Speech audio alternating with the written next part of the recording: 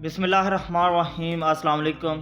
छीना टीवी में खुश आमदीद। मुल्क का अगला आर्मी चीफ हमारी फ़ौज का सिपाहसालार कौन होगा? जनरल बाजवा ने एक्सटेंशन क्यों नहीं ली? इसकी क्या वजूहात थीं? और दूसरे नंबर पर ख्वाजा आसफ और शाहिद खकान अब्बासी ने भी कुछ स्टेटमेंट्स दी।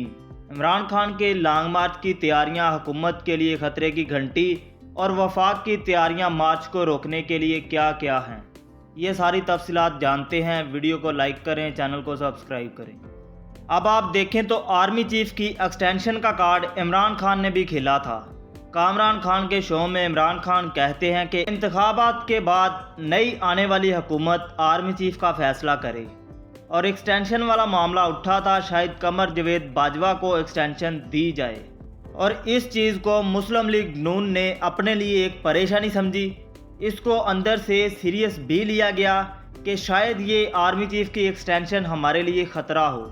इसके बाद एक और काम हुआ। सदर आरफ अलवी के ज़रिए इमरान खान और जनरल कमर जवेद बाजवा की ऐवान सदर में मुलाकात करवाई गई, और इमरान खान और कमर जवेद बाजवा की इस मुलाकात ने भी नून लीग की हुकूमत को एक बुरा तासुर दिया कि शायद इन्हें दोबारा इक़्तिदार से हटा दिया जाए।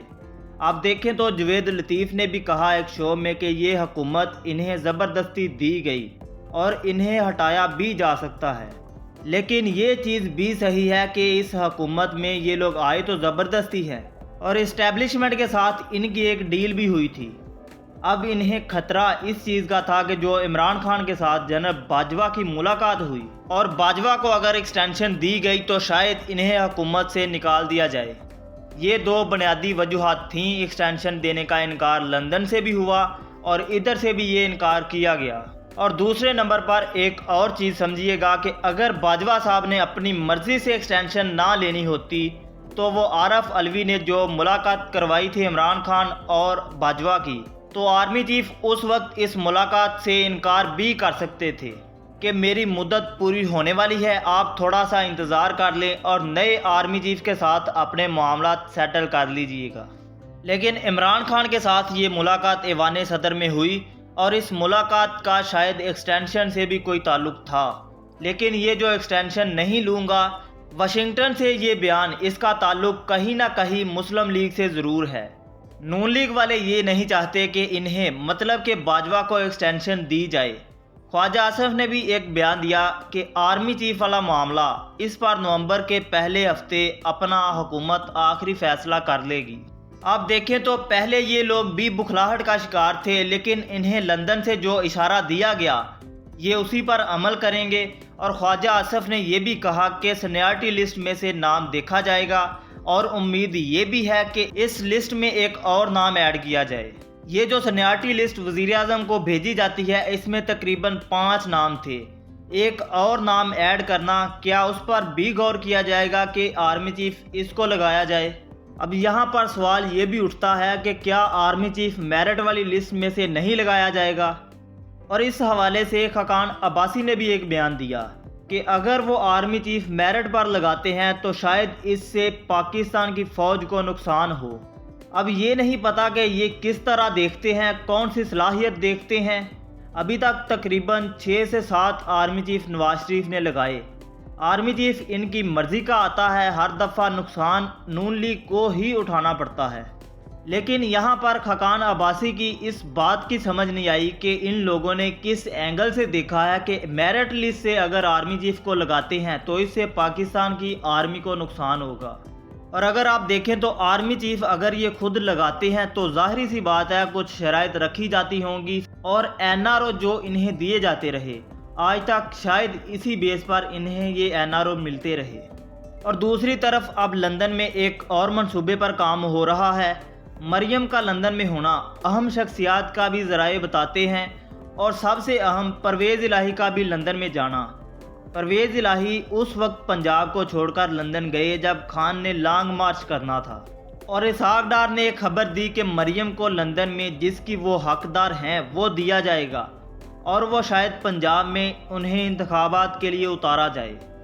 एक और चीज़ आप देखें तो नवाज शरीफ की वापसी के लिए भी इन्हें पंजाब की बहुत ज़्यादा ज़रूरत है। अदम एतमाद दिलाने का भी सोचा गया, बड़ी प्लानिंग्स की जाती रहीं, اور پنجاب اس لیے بھی ضروری تھا ان کے لیے کہ نواز شریف کو واپس لا کر پنجاب میں ایک پلیٹ فارم دیا جائے تاکہ وہ کھلے عام عوام کے اندر جلسے کر سکیں اور نواز شریف کا استقبال بھی پنجاب میں کیا جائے۔ اب ذرائع یہ بتاتے ہیں کہ پرویز لائی کو ایک آفر کی جائے گی شجاعت حسین کے ذریعے کہ پنجاب کی وزارت اعلیٰ آپ کو دی جائے گی۔ اور آپ دیکھیں تو پرویز لائی پہلے بھی نون لیگ کا ہی ساتھ دے رہے تھے، لیکن مونس الہی نے ضد کی کہ وہ خان کا ساتھ دیں گے اور مجبوراً پرویز الہی کو خان کا ساتھ دینا پڑا۔ اور اب بھی نون لیگ پرویز الہی کو پنجاب کی وزارت اعلیٰ دینے کے لیے تیار ہے۔ پہلے نون لیگ کا منصوبہ تھا کہ عدم اعتماد لے کر آئیں گے، لیکن ان کے پاس ووٹ نہیں تھے پورے، اور دوسرے نمبر پر ان کے پاس ابھی صرف یہی رستہ بچتا ہے پنجاب کو واپس لینے کا۔ اگر پرویز الہی ایسا کرتے ہیں تو شاید سیاست میں ان کا بھی رول ختم ہو جائے۔ اگر یہ ایسا کرتے ہیں تو شاید یہ اپنی سیاست کی قبر خود کھودیں۔ اب نیا آرمی چیف کس طرف جاتا ہے، کس کا ساتھ دیتا ہے، یا سیاست سے دور ہی رہا جائے؟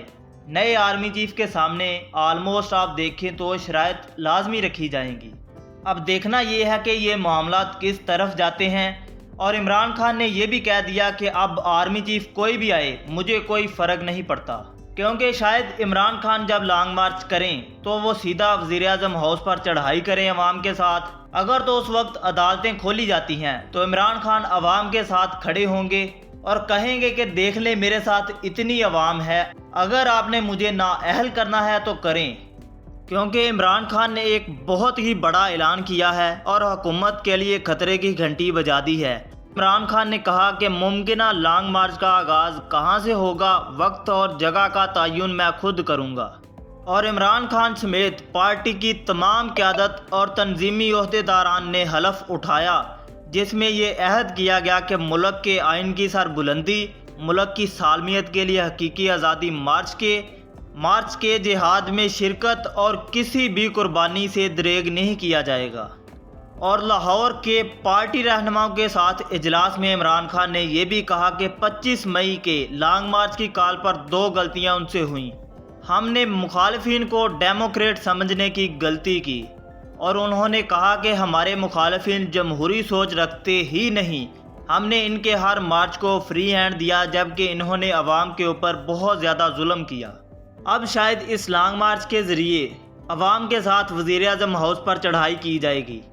آپ دیکھیں تو آزادی ملک کی ہو، آزادی آپ کی خود کی ہو، آپ کو باہر نکلنا پڑتا ہے اور اپنا حق چھیننا پڑتا ہے، کیونکہ کوئی بھی ہو آپ کو آزادی گفٹ کے طور پر نہیں دی جائے گی۔ اور وفاق کی طرف سے اس لانگ مارچ کو روکنے کی تیاریاں پہلے سے ہی کی جا چکی ہیں، اور خندقیں کھود کر وہاں پر کنٹینر لگائے جائیں گے تاکہ یہ کنٹینر ہٹائے نہ جا سکیں۔ اور اس لانگ مارچ میں کپتان کی حکمت عملی یہ بھی ہوگی کہ آگے آگے مشینری جائے گی اور رستے سے رکاوٹوں کو ہٹاتے جائیں گے اور عوام پیچھے پیچھے جائے گی۔ ویڈیو کو لائک کریں، چینل کو سبسکرائب کریں، شکریہ۔